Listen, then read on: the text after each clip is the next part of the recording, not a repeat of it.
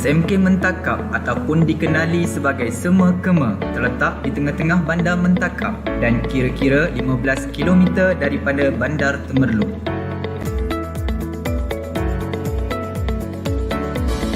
SMK Mentakap mula ditubuhkan pada 1 hari bulan 1 1964.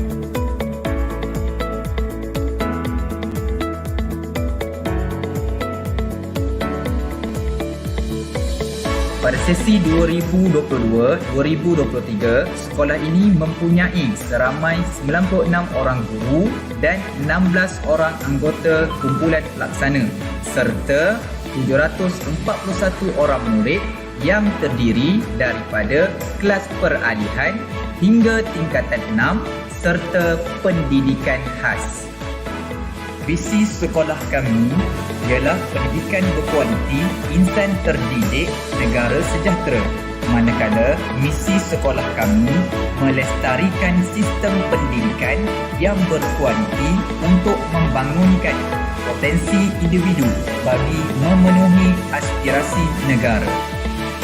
Diperkenalkan Barisan Pentadbir SMK Mentakap.